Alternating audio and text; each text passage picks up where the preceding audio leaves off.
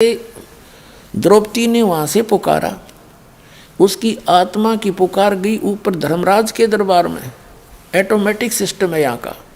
अब तो आपको और आसानी तो समझ में आ जाएगा, इंटरनेट वगैरह लग गए, समझदार मालिक ने पहले याद दया न्योय करी है कि आध्यात्मिक मार्ग थे इससे और एफिशिएंट है और बहुत ज़्यादा सुपीरियर है इससे। तो यहाँ से पुकार गई ऊपर, एकदम वहाँ घंटी बजती है ज़बरदस्त। जब जिसी पर आपत्ति आती है, धर्मराज ऑटोमेटिकली उस आत्मा का अकाउंट खुल जाता है और धर्मराज उस पर ध्यान जाता है कि इस लड़की पर ये आपत्ति आई, इस आत्मा पर, तो वो ये देखता है इसका कोई ऐसा संस्कार है जिससे मैं इसकी मदद करवा सकता हूँ।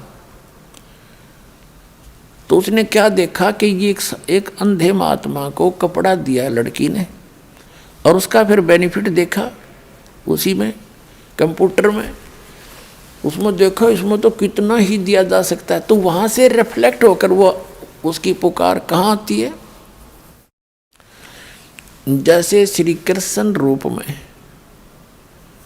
उनके गुरुजी थे द्रौपदी के, श्री कृष्ण जी। श्री कृष्ण जी तो द्वारका में अपनी पत्नी रुक्मणी के साथ वहाँ शतरंज खेल रहे हैं और वहाँ से वो रिफ्लेक्टेड आई पुकार शक्ति।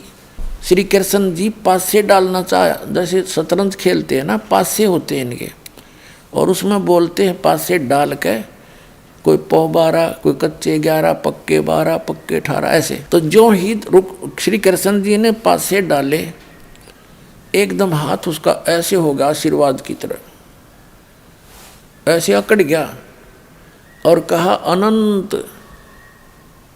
हाँ, वो कृष्ण जी नहीं बोल रहा था उसमें, वो तो वहाँ से रिमोट से परमात्मा ने उसे अनंत को वहाँ से, जैसे आजकल ये प्रोग्राम रिले होते हैं इंटरनेट माध्यम से, इलेक्ट्रॉनिक मीडिया बन गया है। एक यहाँ छतरी आ जाती है एक गाड़ी पर लगी हुई, और यहाँ से टेलीकास्ट वहाँ करते और वहाँ से घूम कर यहीं फिर देख लेते हम। तो ऐसे वहाँ से ऑटोमेटिकली श्री कृष्ण में आई वो पावर, रिमोट से मालिक ने रिपोर्ट से किया, एकदम उसका हाथ ऐसे हो गया अनंत। तो रुक्मणी ने हाथ पकड़ा कि इन पासा खेलते समय, शतरंज खेलते समय अनंत का क्या मतलब है, हार गया ना। कहते हैं रुक्मणी कर पकड़ा मुस्काई, आसन लागी, अनंत कहा वो को समझाई। यो अनंत जो आपने बोला इसका क्या मतलब है बता। तब श्री कृष्ण कहता है कि दुशासन ने द्रौपदी पकड़ी। अब श्री कृष्ण ने ना पता तो वो पावर कोई और बुला रही थी उसको अपने रिमोट से। दुशासन ने द्रौपदी पकड़ी और मेरी भगत सकल में सिखरी, यानी सबसे टॉप मोस्ट है हमारे जो भक्ति करता है, मेरी भगत सकल में सिखरी, जय हमारी भक्ति हमारा भगत पे छोड़ी हुई, तो हमारा नाम न ले वह कोई। जब हमारा भगत हार गया, उसकी हीनता होगी, तो भगवान का नाम लेने वाला कोई रहेगा नहीं। फिर कृष्ण जी तो वहाँ लग गया खेलने, पासे इतना कुछ कह सुन के न्यो प्रमाणित करने के लिए कि मैंने यहाँ से कुछ और शक्ति ने किया। और कहते हैं तंदे ही से पासा डारी, श्री कृष्ण जी तो वहाँ शरीर से खेल रहे हैं पासे, और पहुँचे सुख समरूप मुरारी, वो सब का धारण पोषण करने वाला। अब इन सब सदग्रंथों से मेल करके आपके समझ में आवेगी कि यो खेल हो कहाँ से रहा है। जगत का पेखना पेख्या, धनी का नाम ना लेखा। जो सब कुछ कर रहा उसका तो नाम निशान नहीं, कोई के कृष्ण ने कर दिया, कोई नू के कृष्ण फलाने ने कर दिया। इन कृष्ण अर्पापना ना हुआ। जब तो दुर्वासा ने श्राप दे दिया था, 56 करोड़ यादव कटका मर गए, और श्री कृष्ण के पोते पोत्र पड़पोते सारे मर गए उसकी आंखों के सामने, और स्वयं तीर से मारा गया। तब ना करा श्री कृष्ण जी ने, तो हमारी बुद्धि काम में ना कर थी, क्योंकि हमने इनकम्प्लीट नॉलेज सुना हुआ था। अब जैसे कहते जगत का पेखना पेख्या, धनी का नाम ना लेखा। हमने एक दूसरे का सिर कर रखे, उसने न्यू कर दिया, उसने उसे कर दिया हैं, जो करने वाला उसका कितना नामो निशान नहीं। अब दास बताएगा ये कौन कर रहा है सारा खेल। तंदे ही से पासा डारी और पहुंचे सूक्ष्म रूप मुरारी। श्री कृष्ण तो खेल रहे वहां पर और भगवान पहुंचे श्री कृष्ण रूप बना के, उसी गुरु का रूप बना करके वो परमात्मा ही उस पूर्व जन्म की साधना से भी वही लाभ देता है और वर्तमान की सत साधक को भी वही परमात्मा उसी गुरु के रूप में आकर लाभ देता है।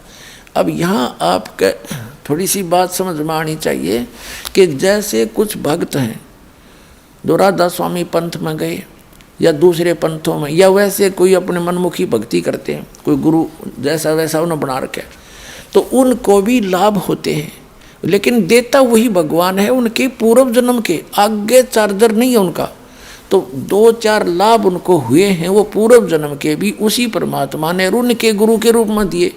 परमात्मा कबीर जी ये चाहते थे, काल तो ये चाहता है कि भक्तिहीन हो जाए, जैसे पूरा चीन हो गया, और परमात्मा ये चाहते हैं कि इस बिचली पीढ़ी के इस प्राइम टाइम में जो सबको पार करने का और पूरे कंप्लीट स्पिरिचुअल नॉलेज देने का, संपूर्ण अध्यात्म ज्ञान बताने का और सारे सतमंत्र देने का यूँ समय है। परमात्मा चाहते हैं कि कलयुग के इस समय तक इनमें आस्था बनी रहे, चाहिए किसी न पूजे जा, और लाभ होना है उनको उनके पूर्व ही पुण्य से। तो इसलिए उन्हीं के गुरु के रूप में आकर परमात्मा उनको राहत देते हैं उनके पूर्व जन्म के किए हुए पुण्यों से। वो चाहते हैं कि भक्ति बनी रहे। अब ये सब सारा अध्यात्म ज्ञान उन्होंने इसीलिए दिया है कि ये बात उनका भी समझ में आओगे जो वहाँ फंस रहे हैं, उनका छोड़ कर भाग आएंगे यहाँ पर। इसी का नाम कंप्लीट स्पिरिचुअल नॉलेज है, संपूर्ण अध्यात्म ज्ञान इसी को कहते हैं।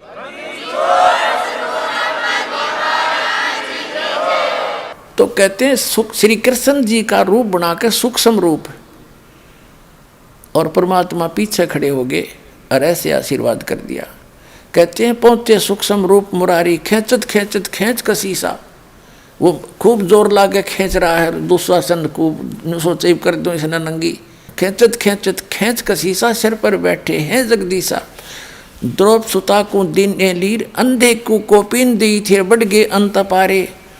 कहते हैं द्रौपदी को कोपिन दई रे बढ़ गए अंत पारे। तो खेचत खेचत खेच कसीसा, सिर पर बैठे हैं जगदीशा। द्रौप सुता को चीर बढ़ाए, शंख शंखों पार नहीं पाए। अब दुशासन साड़ी खींच खींच के इतना योद्धा था, कहते हैं 10,000 हाथियों की ताकत दुशासन के अंदर। जैसे आजकल तो हॉर्स पावर से गिनते हैं, उसमें एलिफेंट पावर गिनी जाती थी, इतना ताकतवर। और द्रौपदी कमल के फूल जैसी, परमात्मा की शरण में सत भक्ति, वो मालिक की पूर्व जन्म की साधक थी, इस जन्म की अभी तक उसको मदद मिल रही थी, लेकिन नहीं समझ में आती इन प्राणियों के। तो फिर परमात्मा ने वो अनंत बढ़ा दिया, दुशासन पसीनम पसीना हो गया, इतना तगड़ा योद्धा। तो फिर कहा था, तो फिर बताया परमात्मा ने आकर के कि द्रौप सुता को दिन ने लीर, जाके अंत बढ़ाए चीर। अब वो तो बात आई गई हुई, दुशासन थक के बैठ गया, भाई कोई पता नहीं के जादू कर दिया इसने, तो ये जादू कहने लग जाते हैं फिर जो कर्महीन इंसान। फिर द्रौपदी अपने घर चली गई, बात वहाँ खत्म हुई। अब कुछ दिन के बाद श्री कृष्ण जी आए।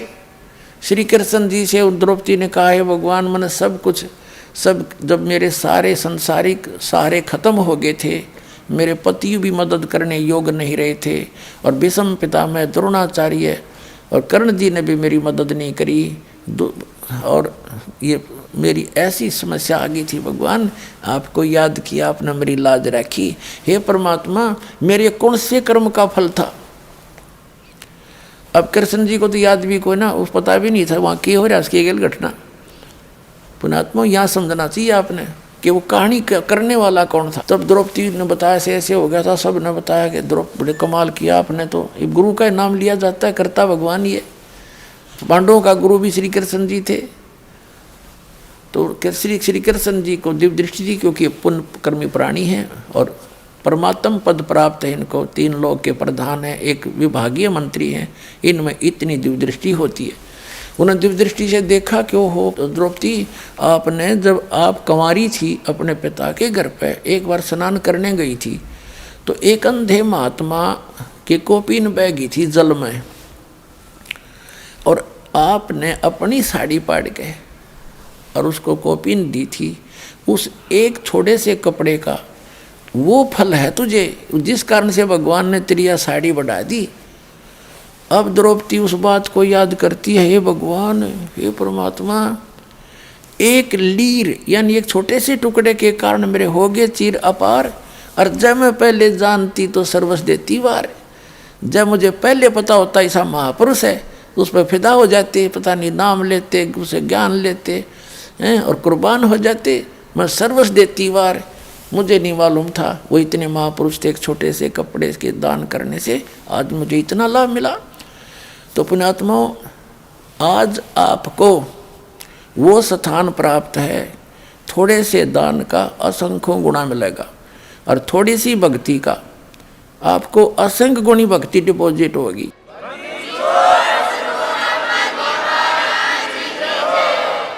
जैसे आपको सतनाम दिया जाता है, ये ओरिजिनल मंत्र जो प्रथम मंत्र के, इनकी बहुत कीमत है। श्वास का जो मंत्र है, एक बार जो सतनाम और सारनाम आपको दिया जाता है, एक बार श्वास वो श्वास से सिमरण करने का इतना लाभ है, इतनी कीमत है, इतनी वैल्यू है इसकी, कि जैसे एक तखड़ी के तराजू में पृथ्वी लोक पूरा, यानी एक राजा थोड़े से टुकड़े का प्रधान होता है, और वो कितना वैल्यूएबल का लगता है हमें, कितना महान लगता है। कहते पूरी पृथ्वी का राज एक पलड़े में, और पाताल लोक का, स्वर्ग लोक का जो कीमत एक तराजू के पलड़े में, और एक तरफ सतनाम की एक कीमत। कहते हैं वो पलड़ा फिर भी भारी रहे, वो तीनों वाला ऊपर न उठ जाएगा, इतनी कीमत है। कहते हैं सतनाम पालड़ा रंगोरी हो, और 3 लोग 14 लोग चढ़ावे, 3 लोग तो पासंग बताए हैं, ये तो वैसे रख देते हैं पासंग, और 14 लोग चढ़ावे। ओए होए, जैसे ये 3 लोकों से अन्य और 14 लोक हैं, विष्णु जी का लोक, शिव जी का लोक, ब्रह्मा जी का लोक, दुर्गा का लोक, और ऊपर के जो पर बना रखे इन्होंने ब्रह्मलोक के अंदर कई पोर्शन है, ये सारे लोक मिला के, धर्मराज का लोक, ब्रह्म का लोक जो 3-4 पोर्शन उसके अंदर है, ये सारे एक तरफ चढ़ा दे एक पालड़े में। और ये 3 लोक, पृथ्वी लोक, स्वर्ग लोक और पाताल लोक, इन तीनों लोकों में प्राणी हैं जिनके प्रधान हैं ब्रह्मा विष्णु महेश, इन 3 लोकों पर इनकी प्रभुता है। आगे ऊपर ब्रह्मलोक एक अलग से संसार बसा हुआ है, वहाँ पर ये काल कंट्रोल करता है, ऐसे ही 3 रूप बना के वो ऊपर रहता है ब्रह्मा विष्णु महेश का। तो ये अलग से बताएंगे, विषय आज कुछ दूसरा है। तो कहने का भाव, जैसे पासिंग किसे कहते हैं, जैसे पहले पुराने समय में ताखड़ी हुआ करती तराजू, उसके बीच में एक डंडा होता था, 2 तखड़ी ऐसे बांध दिए जाते पलड़े रस्सियों से, तो उसमें कुछ एरर हो जाती थी, पासिंग बोला करते कि इसमें पासिंग है। उसको सेट करने के लिए जो सामान तोलना होता, जैसे हम दास का जन्म किसान घर में हुआ, तो जैसे गेहूँ तोलने आता सेठ लाला जी दुकानदार बिजनेसमैन, तो क्या करता था, घर वाले कहते थे भाई पासिंग देखा इसमें एररलेस तो नहीं है ना, तो उसमें कोई डिफेक्ट होता था, गेहूँ की एक मुट्ठी भर के दूसरे पलड़े में डाल देते थे, वो एररलेस हो जाती थी पलड़ी, वो तखड़े बैलेंस बन जाती थी, उसको पासिंग कहा करते थे। पासिंग डाल दे और उस साइड में बट्टे धर के, और दूसरी तरफ सैकड़ों मनुष्य ताखड़ी से गेहूँ तोल ले जाते थे। वो सौदा न्यारा था, वो पासिंग के थे, एक मुट्ठी गेहूँ थे। तो ये क्या बताया है कि सतनाम पालड़े रंगोरी हो, सतनाम का श्वास उश्वास का जो सिमरण है, ये 2 अक्षर का है। मैं सतनाम कोड वर्ड में बोल रहा हूँ, वैसे लिखे सही हैं ये 2 मंत्र, ओम एक तत्, पालड़ा रंगोरी हो, सतनाम पालड़ा रंगोरी हो, और 14 लोक चढ़ावे राम रंगोरी हो, 3 लोक पासेंग धरे रंगोरी हो, और तो ना तुले तुलाया राम रंगोरी हो। तो एक सिमरण की इतनी कीमत आपको मिल रही है, और आप कितने कंगाल हो चुके, और आप कितने परिपूर्ण थे भक्ति से। जिस भक्ति से परिपूर्ण आप सतलोक से आए थे, उतने ही परिपूर्ण होकर के इस भक्ति धन से तुम वहाँ जा सकते हो। उसके लिए आपको ये वास्तविक मंत्र दिए गए हैं, आप आजीवन जपते रहोगे तब जा करके वो बैलेंस आपका बनेगा। और फिर परमात्मा ऐसे सतभक्ति करने वाले और मर्यादा में रहने वाले भक्त की भक्ति भी थोड़ी बहुत अगर कोई कम रहेगी तो अपने ग्रेस मार्ग से उनको पार करेगा, ये गारंटीड बात समझ लेना।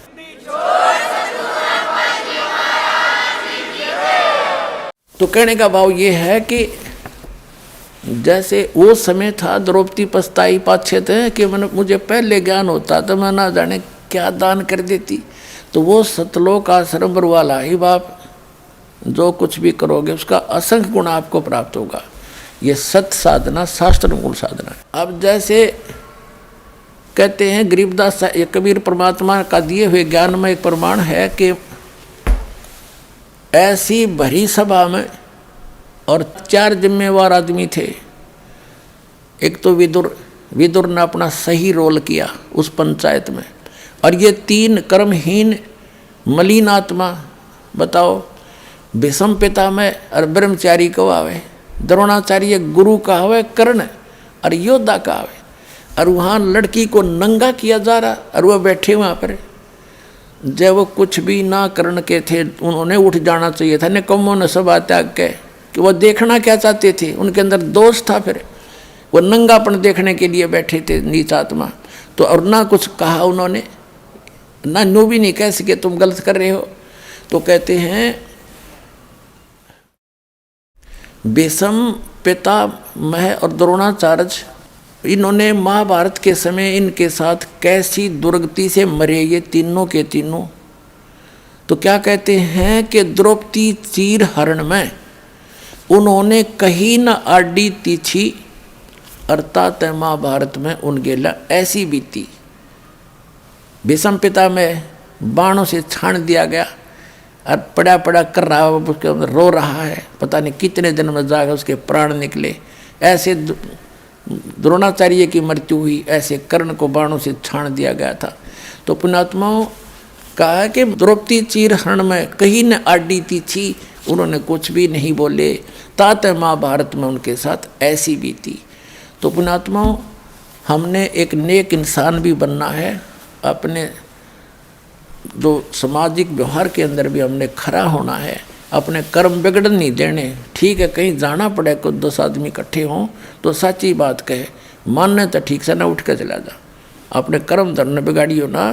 कहते तुमने धर्म उस दरगाह का मैल नहीं देखा, धर्मराज के तिल तिल का लेखा, आपकी सोच का भी अकाउंट होगा।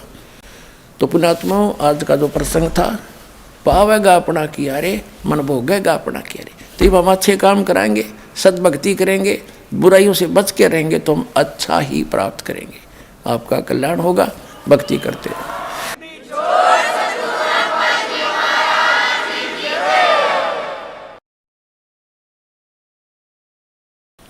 परम पिता परमात्मा पूर्ण ब्रह्म, सारी सृष्टि के रचनहार, कुल मालिक,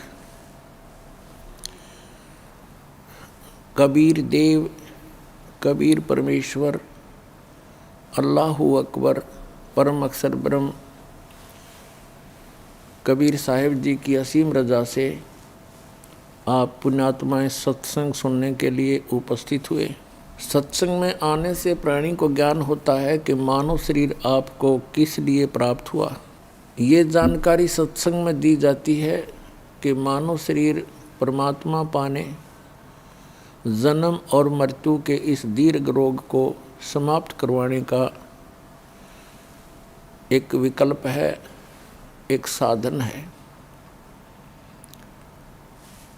और मनुष्य जीवन पाकर के हम परमात्मा की साधना नहीं करते, या करते भी हैं तो शास्त्र विधि त्याग कर मनमाना आचरण करते हैं, तो वो भी साधना करना या ना करना बराबर है, व्यर्थ है। सत्संग अर्थात यथार्थ भक्ति ज्ञान, अध्यात्म ज्ञान परमात्मा स्वयं ही आकर के बताते हैं। क्योंकि हम जिस लोक में रह रहे हैं ये शैतान का लोक है। इसको परमेश्वर ने और परमात्मा प्राप्त संतों ने इसको काल कहा है। ज्योत स्वरूपी निरंजन है इसका नाम, और वेदों में इसको ब्रह्म कहा है। ये स्वयं भी अपने आप को ब्रह्म कहता है। ब्रह्म से ऊपर परब्रह्म है, एक शक्ति। ये ब्रह्म, ये सरपुरुष, ये काल, ये शैतान है, इसके 21 ब्रह्मांड हैं। इससे नेक्स्ट है परब्रह्म, जिसको श्रीमद् भगवत गीता अध्याय नंबर 15 के श्लोक नंबर 16 और 17 में, 16 में इसको सरपुरुष कहा है, 21 ब्रह्मांड के स्वामी ब्रह्म को, काल को। और इससे नेक्स्ट जो ब्रह्म है उसको अक्षर पुरुष कहा है, उसको परब्रह्म भी कहते हैं। वो 7 संख ब्रह्मांड का मालिक है, स्वामी है। और इनसे ऊपर तीसरे नंबर का ओवरऑल कंट्रोलर जो है वो परम अक्षर ब्रह्म है, उसको परम अक्षर पुरुष भी कहते हैं, उसको अल्लाह ताला भी कहते हैं, उसको अल्लाहु अकबर भी कहते हैं, उसको कंप्लीट गॉड भी कहते हैं। तो जो ये ब्रह्म है इसको सरपुरुष भी कहते हैं, इसको काल भी कहते हैं। संतों ने इसे काल कसाई भी कहा है, इसको शैतान भी कहा है। इसी काल ने चारों वेदों का ज्ञान बताया। इसी काल ब्रह्म ने श्रीमद् भगवत गीता का ज्ञान श्री कृष्ण में प्रवेश करके बोला। इसी काल ब्रह्म ने कुरान शरीफ का ज्ञान, कुरान मजीद का ज्ञान जबरील देवता के माध्यम से, जबरील फरिश्ते के माध्यम से हजरत मोहम्मद जी तक पहुंचाया। ये काल है, और इसी ने पवित्र बाइबल का ज्ञान भी इसी काल ने बोला। अपने आत्माओं, ये काल जो है एक ऐसा शैतान है, ऐसा एलिमेंट है, ये नहीं चाहता कि ये जीव सुखी रहें, ये नहीं चाहता कि इनको अल्लाह ताला की अर्थात परम अक्षर ब्रह्म की जानकारी हो जाए। ये अपने सतर का ज्ञान देता है, फिर अंत में ऑप्शन छोड़ देता है कि उस अल्लाहु अकबर की अर्थात उस परम अक्षर ब्रह्म की जानकारी किसी बाखबर से पूछो, अर्थात तत्वदर्शी संत से जानो। श्रीमद् भगवत गीता अध्याय नंबर 4 के श्लोक नंबर 34 में गीता ज्ञानदाता कहता है कि जो ज्ञान गीता अध्याय नंबर 4 के श्लोक नंबर 32 और 34 का ये मिला जुला सारांश है कि पूर्ण परमात्मा स्वयं आकर के अपने मुख कमल से यथार्थ भक्ति ज्ञान सुनाता है, बताता है, अच्छी आत्माओं को मिलता है, और वो ज्ञान तत्व ज्ञान होता है। चौथे अध्याय के 34वें श्लोक में कहा है कि अर्जुन, उस तत्व ज्ञान को जो परमेश्वर सच्चिदानंद घन ब्रह्म अपने मुख कमल से आकर बताता है, उस तत्व ज्ञान को तू तत्वदर्शी संतों के पास जाकर समझ, उनको दंडवत प्रणाम करने से, कपट छोड़कर नम्रतापूर्वक प्रसन्न करने से वह तत्वदर्शी संत तुझे तत्व ज्ञान का उपदेश करेंगे। इसी प्रकार यजुर्वेद अध्याय नंबर 40 के श्लोक नंबर 10 में स्पष्ट किया है कि कोई तो परमात्मा को संभवात कहते हैं। संभवात माने जन्म लेने वाला श्री राम और श्री कृष्ण के रूप में मानते हैं अधिकतर लोग, और कुछ असंभवात कहते हैं, वो कभी जन्म लेता ही नहीं या आता ही नहीं।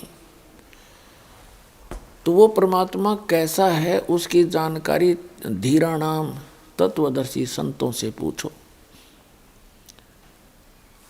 और कुरान शरीफ के अंदर सूरत फुरकान 25 आयत नंबर 52 से 59 में स्पष्ट किया है कि कबीर नामक अल्लाह है। अल्लाह कबीर यानी बड़ा भगवान, उसकी जानकारी किसी बाखबर से पूछो और वो वही है जिसने 6 दिन में सृष्टि रची और 7वें दिन तख्त पर जा बैठा। इससे सिद्ध होगा कि इन तीनों होली बुक्स में, तीनों पवित्र सदग्रंथों में, पवित्र कुरान शरीफ, पवित्र श्रीमद् भगवद गीता, पवित्र वेद, इनमें वो तत्व ज्ञान नहीं है। यदि वो तत्व ज्ञान होता तो ये शब्द इन सदग्रंथों में नहीं होते कि वो ज्ञान जो वास्तविक ज्ञान है, तत्व ज्ञान है, वो पूर्ण परमात्मा है, उसकी जानकारी किसी बाखबर से पूछो। बाखबर माने इल्म वाले से, तत्वदर्शी संत से। ये तीनों सदग्रंथ इनकम्प्लीट ज्ञान रखते हैं, अधूरा ज्ञान है इनके अंदर।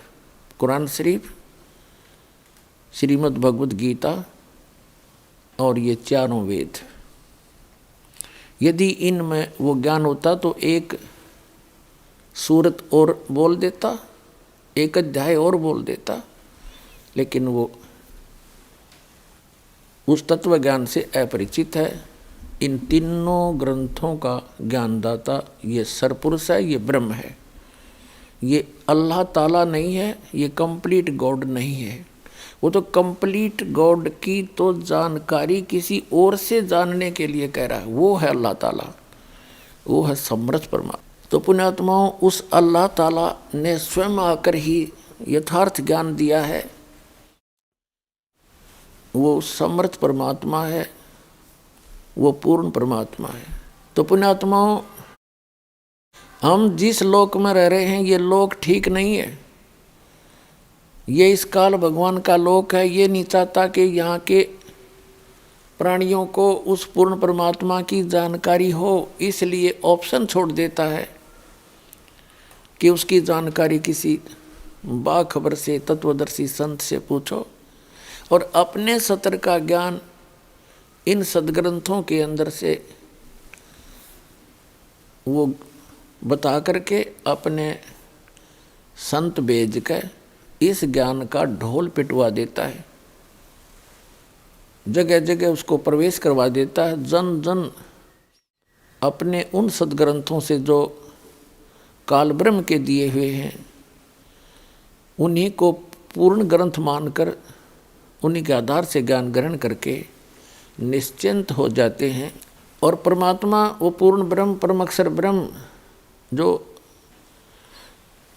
परमात्मा कबीर, अल्लाह कबीर, अपनी प्यारी आत्माओं को यथार्थ ज्ञान बताने के लिए स्वयं ही आते हैं। और क्या कहते हैं वो आकर के चारों युग में मेरे संत पुकारे, कूक कहा हम हेल रे, हीरे माणिक मोती बरसे, ये जग चुगता डेल रे।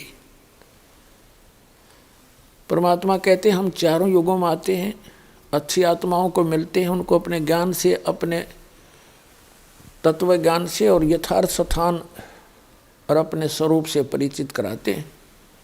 फिर वो मेरे से परिचित संत भी मेरी महिमा का गुणगान करते हैं, यथार्थ भक्ति ज्ञान साधकों को बताते हैं। लेकिन उससे पहले ये काल भगवान, ये ब्रह्म अपने अज्ञान को प्रत्येक मानव के अंदर पहले से ही ये भर देता है, आंट देता है। जब परमात्मा आते हैं या उनके संत आते हैं परमात्मा से परिचित, तब सभी उस काल के अज्ञान को ग्रहण करके परमात्मा का विरोध करते हैं, अपने भगवान के उस यथार्थ ज्ञान को सुनते नहीं, और वो साधनाएं करते हैं जो इनको कभी मोक्ष नहीं दे सकती। इसलिए परमात्मा कहते हैं चारों युग में संत पुकारे, कूक कहा हम हेल रे, हीरे माणिक मोती बरसे, ये जग चुगता ढेल रे। कबीर साहब कहते हैं, वो अल्लाह अकबर कहते हैं, पूर्ण मोक्षदायक ज्ञान और पूर्ण मोक्षदायक वो सत साधना रूपी हीरे और मोतियों की वर्षा करते हैं, लेकिन ये भोली आत्माएं हमारे इस यथार्थ ज्ञान को ना सुनकर, ना समझकर, ग्रहण ना करके ये वो साधनाएं कर रहे हैं जो इनको कोई लाभ नहीं दे सकती, जन्म मरण का दुख नहीं दूर कर सकते, और इनके जो प्रारब्ध के अंदर अर्थात जो किस्मत के अंदर दुख है, पाप कर्मों के कारण दुख होते हैं, तो वो पापों का नाश भी वो साधनाएं नहीं कर सकती। अर्थात वो कंकर पत्थर इकट्ठे किए बैठे हैं जो शास्त्र अनुकूल साधना ना करके, समर्थ भगवान की भक्ति ना करके, अन्य उपासना जो करते हो, अन्य साधनाएं करते हो, वो तो कंकर पत्थर समझो, यानी डले इकट्ठे कर रखे। और जो यथार्थ साधना है वो हीरे मोती लाल है। क्या कहना चाहते हैं कि चारों युग में संत पुकारे और कूक कहा हम हेल रे, हमने भी ऊंची आवाज लगा लगा के जगह जगह जाके ये बताना चाहा कि हीरे मोती माणक बरसे और ये जग चुगता ढेल रे। ये बोली आत्माएं लाल और हीरे मोतियों से परिचित ना होने के कारण इन कंकर पत्थर डलों को बहुमूल्य जानकर इनको उठाए फिर रहे हैं। फिर बताते हैं पर भी लेन जात है दुनिया, हमरा ज्ञान किन्हें ना सुनिया। तो पुण्यात्माओं, ये परमात्मा बड़े दयालु हैं, ये रहमत वाले हैं, और जैसे जो कुरान शरीफ का ज्ञान देता है और श्रीमद् भगवत गीता का ज्ञान दाता है और जो वेदों का ज्ञान दाता है, ये कंप्लीट गॉड नहीं है, ये रहमत नहीं कर सकता, ये किसी के संस्कार को चेंज नहीं कर सकता। यदि किसी का शुभ संस्कार है तो शुभ ही मिलेगा, और किसी के ऊपर कोई पाप कर्म का संकट आना है तो आवे ही आवेगा, उसको रोक नहीं बदल सकते। केवल एक कंप्लीट गॉड जो है अल्लाह ताला बोलते हैं, जिसको कादिर भगवान बोलते हैं, समर्थ परमात्मा कहते हैं, उसको वेदों में गीता में परम अक्षर ब्रह्म कहा है, पूर्ण पुरुष पूर्ण परमात्मा कहा है, और संत भाषा में उसको सत्य पुरुष कहते हैं, और कुरान शरीफ की भाषा में उसको अल्लाहु अकबर कहते हैं, अल्लाह ताला कहते हैं। तो वो समर्थ परमात्मा है, वो हमारे संस्कारों को बदल सकता है। हमारे भाग्य में यदि कोई हानि होनी है, कोई पुत्र की मृत्यु होनी है, पुत्री की होनी है, या हमारा ही कोई ऐसा संस्कार मृत्यु का है या कोई रोग का है, तो वो कंप्लीट गॉड, वो समर्थ परमात्मा उस संकट को समाप्त कर देता है, वो दुख नहीं आने देता। पुण्यात्माओं, कबीर परमेश्वर जी ने हमें आकर के बताया है, उस अल्लाह अकबर ने, कंप्लीट गॉड ने, कि तुम सब मेरे बच्चे हो। यहाँ काल ने आपको भ्रमित कर दिया गलत ज्ञान दे के, और मेरे ज्ञान को तुम ग्रहण करो, मेरे संतों पर विश्वास करो, जो मुझे मिले हैं, जिनको मैं सतलोक लेकर गया था उनको वापस छोड़ा है, वो मेरे परम संत हैं, उनकी वाणी पर विश्वास करो। वो कौन कौन हैं? आदरणीय धर्मदास साहिब जी बांधवगढ़ वाले, आदरणीय मुलुकदास साहिब जी, आदरणीय नानक साहिब जी, आदरणीय दादू साहिब जी, आदरणीय गरीबदास साहिब जी गांव छुड़ानी जिला जज्जर हरियाणा वाले, आदरणीय गीसा दास साहिब जी गांव खेकड़ा जिला मेरठ उत्तर प्रदेश वाले, आदरणीय स्वामी रामानंद जी जो काशी के अंदर हुए हैं महापुरुष, उनको परमात्मा मिले। तो इन महापुरुषों ने परमात्मा का वो स्थान देखा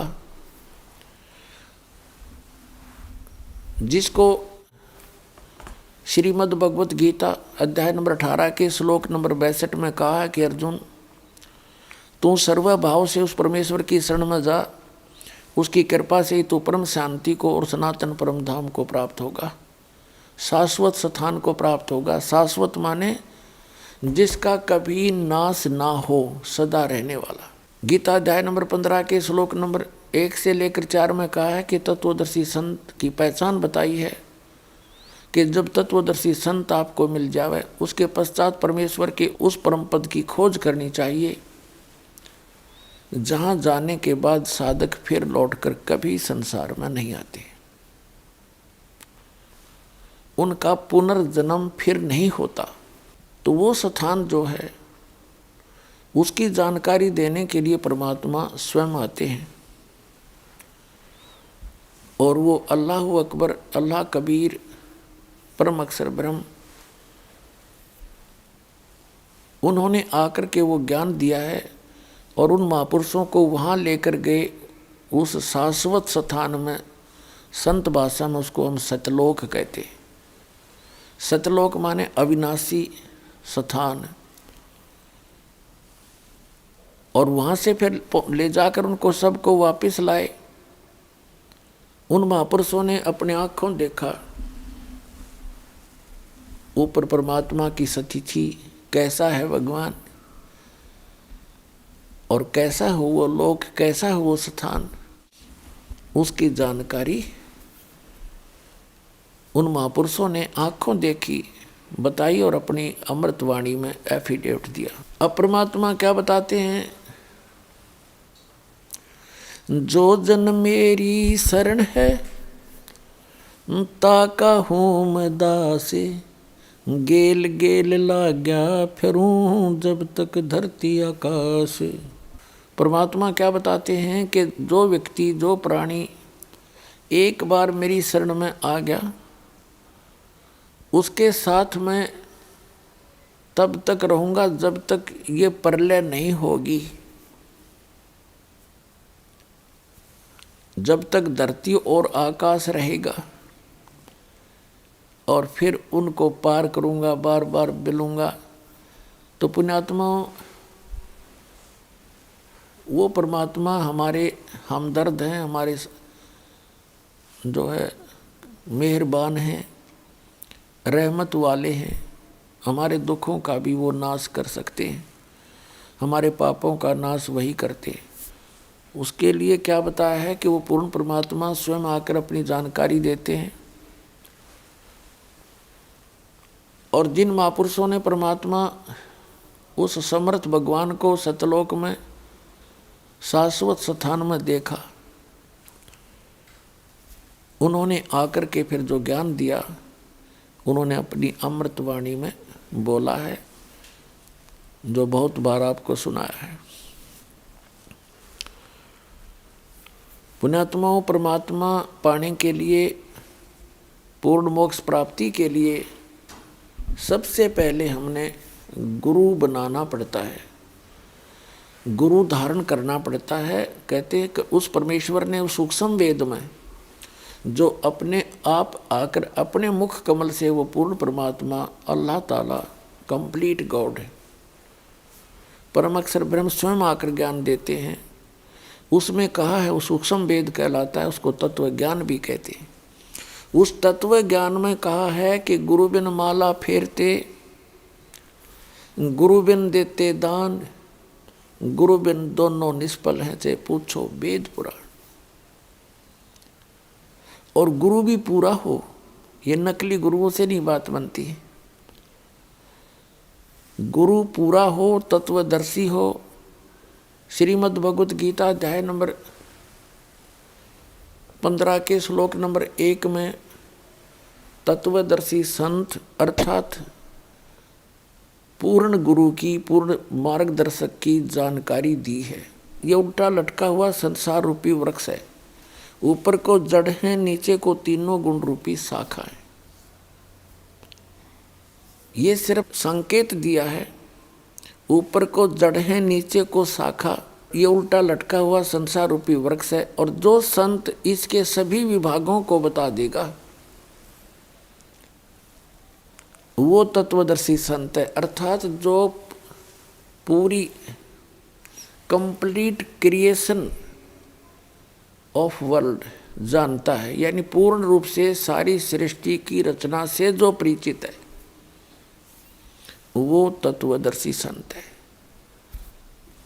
उल्टा लटका हुआ संसार रूपी वृक्ष के बारे में गीता अध्याय नंबर 15 के श्लोक नंबर 1 से 4 में वर्णन किया है। उसका थोड़ा सा आपको दिखाते हैं, रूबरू कराते हैं। ये देखिएगा, ये संसार रूपी उल्टा लटका हुआ एक पीपल का वृक्ष जानो, ये ऐसा है।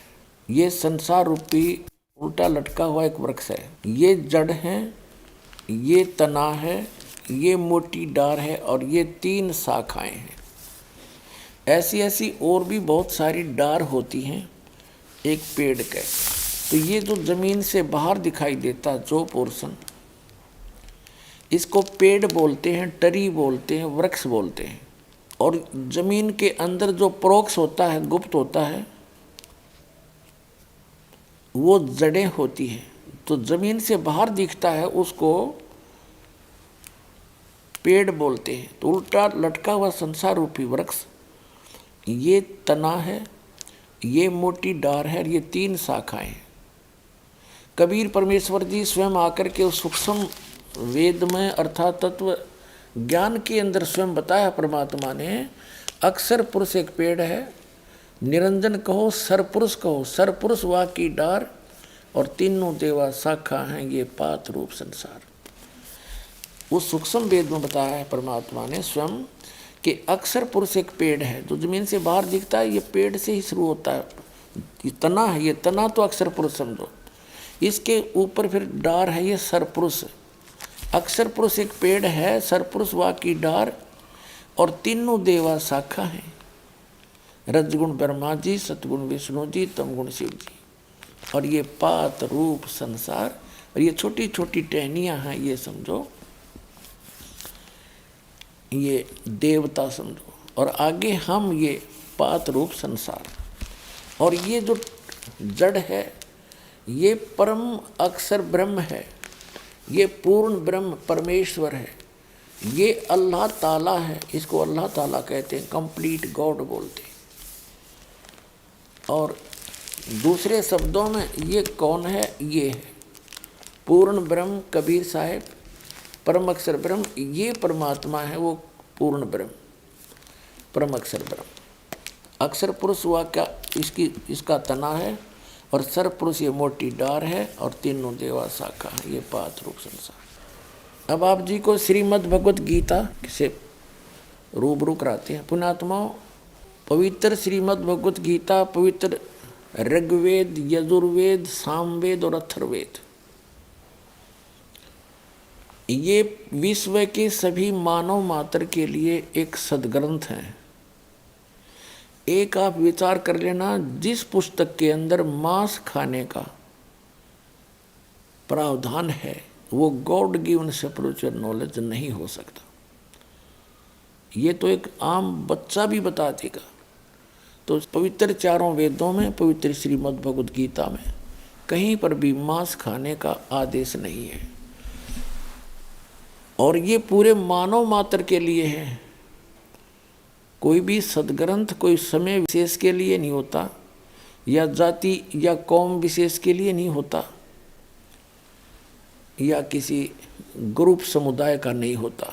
हम समुदाय बाद में बना बैठते हैं। जैसे ये पवित्र वेद, पवित्र गीता जब बोले गए थे, उसमें कोई मजहब था ही नहीं, कोई धर्म अन्य था नहीं, एक सनातन धर्म था। और जो परमात्मा आते हैं चारों युगों में, वो आदि सनातन धर्म का ज्ञान कराते हैं। आदि सनातन, आदि सनातन से भी हटकर फिर सनातन धर्म बन जाता है। उसी सनातन धर्म को आगे चल के हिंदू नाम दिया गया। तो उसके बाद सनातन धर्म के बाद उन्हीं में से बाबा आदम हुए। बाबा आदम से आगे मूसा अलैहिस्सलाम, हजरत मूसा जी, हजरत दाऊद जी, हजरत अब्राहिम जी, हजरत ईसा जी, हजरत मोहम्मद जी, ये बाबा आदम से ही उत्पन्न हुए हैं। उनकी संतति है, आगे उनकी संतान है। और बाबा आदम कौन थे? ये ऋषभदेव जी थे। ऋषभदेव जो जैन धर्म के प्रवर्तक माने जाते हैं। तो हमारे संस्कार आपस में रले मिले हैं। ये बाद में हम बंटते चले गए और बांट दिए। इस काल भगवान ने अपने सतर का अलग अलग ज्ञान दे दिया और अपने फरिश्ते भेज के, अपने दूत भेज के अलग अलग स्थानों पर अलग अलग ज्ञान से भरमार कर दी, जो वेद विरुद्ध यानी सूक्ष्म वेद के विपरीत भी है। तो श्रीमद् भगवत गीता में आपको दिखाते हैं तत्वदर्शी संत की पहचान। श्रीमद् भगवत गीता ये जयदयाल गोविंद का इसके अनुवादक हैं, गीता प्रेस गोरखपुर से प्रकाशित है। अथ पंचदशो अध्याय, प्रथम मंत्र, ये 15वां अध्याय है। ये प्रथम मंत्र, इसमें क्या कहा है कि ऊर्ध्व मूलम अधः शाखम अश्वत्थम प्राहु अव्यम छंदासी यस्य पर्णानि ये तम वेद स वेदवित्। इसका अर्थ है ऊर्ध्व माने ऊपर को, मूल माने जड़ वाला, अधः माने नीचे को, शाखम माने शाखा वाला, अश्वत्थम माने पीपल का वृक्ष, प्राहु माने कहा जाता है ये अव्यय है, अविनाशी। छंदासी यस्य पर्णानि, इसके जो विभाग हैं वो पत्ते आदि, शाखा आदि इसके विभाग हैं। ये तम वेद, जो उस अज्ञान अंधकार में छुपे हुए उस संसारूपी वृक्ष के विषय में जानता है, स वेदवित्, वह है वेद के तात्पर्य को जानने वाला, वो तत्वदर्शी संत है। इबिन की अनुवाद देखिएगा। ऊर्ध्व मूलम का अर्थ इन्होंने कर दिया आदि पुरुष परमेश्वर मूल वाले। ये बताना था आदि पुरुष परमेश्वर तो ऊपर को मूल रूप है। यो ऊर्ध्व माने ऊपर, अधः माने नीचे होती है। इन्होंने यहाँ गलत कर दिया, ब्रह्मा रूप मुख्य शाखा वाले, जिसे ये गलत कर दिया इन्होंने। इन अकल तो थी नहीं इनके अंदर। ये देखो इसके साथ में दूसरे श्लोक में अधः माने, अधः 2 बार हैं, अधः अधः। इसका अनुवाद इन्होंने यहाँ किया है नेक्स्ट पृष्ठ पे। अधः माने नीचे, अधः माने नीचे और अधः माने नीचे। ऊर्ध्व माने ऊपर होता है। अब यहाँ देखें ना, अब फिर आगे मंत्र नंबर 1 पे, 15वें अध्याय का मंत्र नंबर 1। ऊर्ध्व मूलम अधः शाखम। ये कहना था कि ऊपर को जड़, मूल माने जड़, ऊपर को जड़ वादि पुरुष परमेश्वर समझो, और अधः शाखम ये नीचे को शाखा वाला। ये संसार रूपी पीपल के वृक्ष को अविनाशी कहते हैं। वेद, ये छंद कह दिया, वेद नहीं। ये जो नीचे शाखा और पत्ते रूपी जो विभाग हैं, छंद माने विभाग, उसके खंड जिसके पत्ते हैं कहे गए हैं, उस संसार रूप वृक्ष को जो पुरुष मूल सहित जानता है, जड़ से लेकर पत्तों तक बता देगा।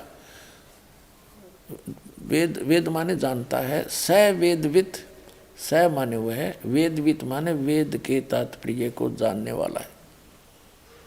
अर्थात वो तत्वदर्शी संत है जो ऊपर को जड़ वाला और नीचे को शाखा वाले, इस उल्टे लटके संसार रूपी वृक्ष के जो सभी विभाग बता देगा। स वेदवित्, वो तत्वदर्शी संत है। अब वो स्वयं परमात्मा आते हैं ऋग्वेद मंडल नंबर 9 सूक्त नंबर 86 मंत्र 26 और 27 में। ऋग्वेद मंडल नंबर 9 सूक्त 82 मंत्र 1, 2, 3 में। ऋग्वेद मंडल नंबर 9 सूक्त 54 मंत्र 3 में। ऋग्वेद मंडल नंबर 9 सूक्त 96 के मंत्र नंबर 16 से लेकर 20 में। ऋग्वेद मंडल नंबर 9 सूक्त 94 के मंत्र नंबर 1 में। ऋग्वेद मंडल नंबर 9 सूक्त 95 के मंत्र नंबर 2 में। ऋग्वेद मंडल नंबर 9 सूक्त 20 मंत्र 1 में। ऋग्वेद मंडल नंबर 9 सूक्त नंबर 1 मंत्र नंबर 8 और 9 में। और भी अनेक स्थानों पर ये प्रमाणित किया गया है कि वो सच्चिदानंद घन ब्रह्म यानी पूर्ण परमात्मा अल्लाहु अकबर वो ऊपर के लोक में रहता है, सब भुवनों के ऊपर, सब ब्रह्मांडों के ऊपरी अरस कुरस पर अलह तकत है, सबसे ऊपर के लोक में रहता है। और वहाँ मनुष्य दृश्य है, मनुष्य जैसा उसका आकार है, और वहाँ से गति करके आता है, वहाँ से चलकर आता है, सशरीर आता है मनुष्य दृश्य, और यहाँ आकर के अपने यथार्थ ज्ञान को पुण्यात्माओं तक पहुँचाता है, उनको सुनाता है। तो उस अल्लाहु अकबर ने, उस बड़े भगवान ने, उस कादिर मालिक ने, उस परम अक्षर ब्रह्म ने अपने द्वारा रची हुई सृष्टि का ज्ञान स्वयं ही आकर बताना पड़ा। और तो जान कैसे सकते? तो उन्होंने कहा है अक्षर पुरुष एक पेड़ है और सरपुरुष वा की डार, और तीनों देवा शाखा हैं ये पात रूप संसार। अब वो ज्ञान इस दास को दिया परमात्मा ने, क्योंकि उनका आदेश था। जब वो मालिक आए थे, सह शरीर आए थे, सह शरीर चले गए थे, ना उनका जन्म हुआ और न उनकी मृत्यु हुई। सह शरीर आए थे, सह शरीर गए थे। वो कौन? काशी के अंदर वो अल्लाहु अकबर, वो धानक जुल्हा रूप में वो परमात्मा स्वयं वहाँ रहे, अपनी जानकारी आप ही दी, यथार्थ ज्ञान भी आप ही बोला, जो सच्चिदानंद घन ब्रह्म की वाणी में लिपिबद्ध किया गया। और जिन महापुरुषों को परमात्मा ऊपर लेकर गए, फिर उनको वापस छोड़ा। उन्होंने भी वही ज्ञान एज इट इज मालिक का दिया हुआ अपनी अमृत वाणी में बोला। तो इससे क्या स्पष्ट हुआ कि ऊपर को जड़ वाला, ऊपर को जड़ मूल मालिक है, और नीचे को तीनों गुण रूपी शाखा वाला, ये उल्टा लटका हुआ संसार रूपी वृक्ष है।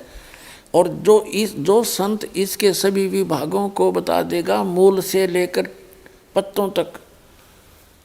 मूल कौन परमात्मा है? मूल तो समझो परम अक्षर ब्रह्म।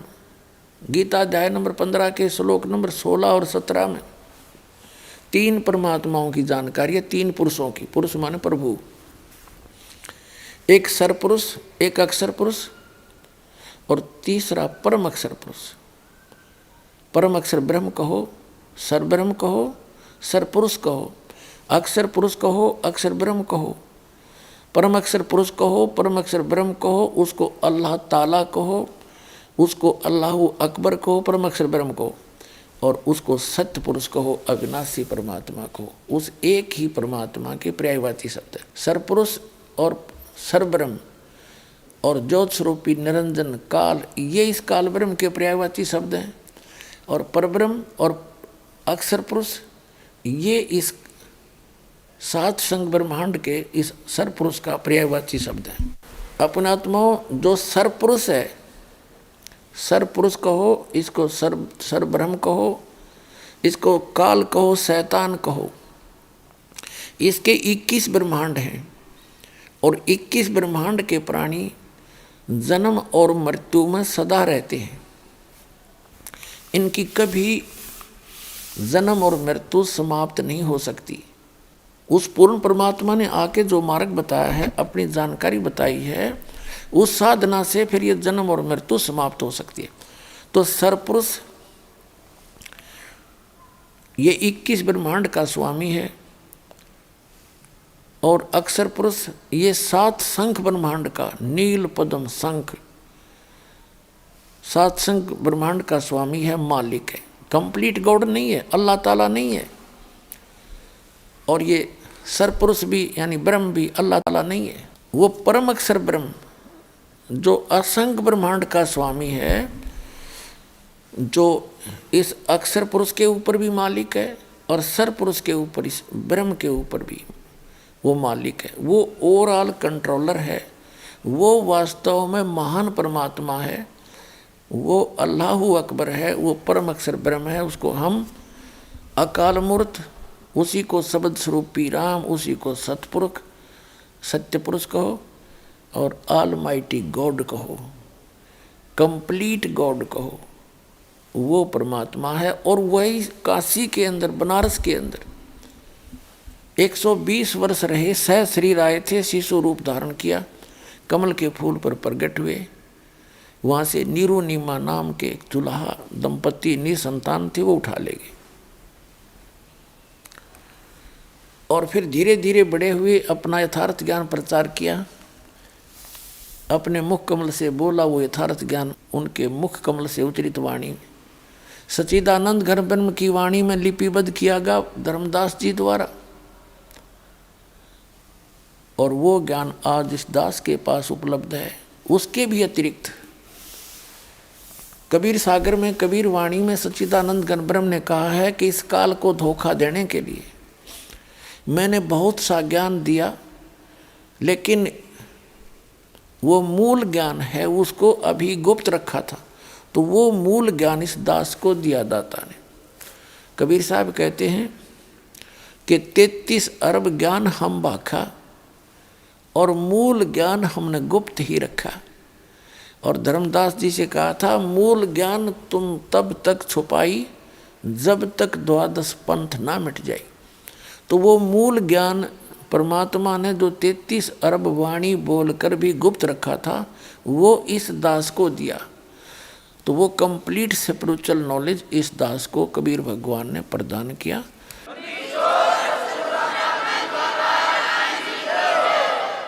क्योंकि पहले जो भी ज्ञान मालिक ने दिया महापुरुषों को, तो उन्होंने उनको वाणी के माध्यम से, लोकोक्तियों के माध्यम से, शब्दावली के माध्यम से बोला।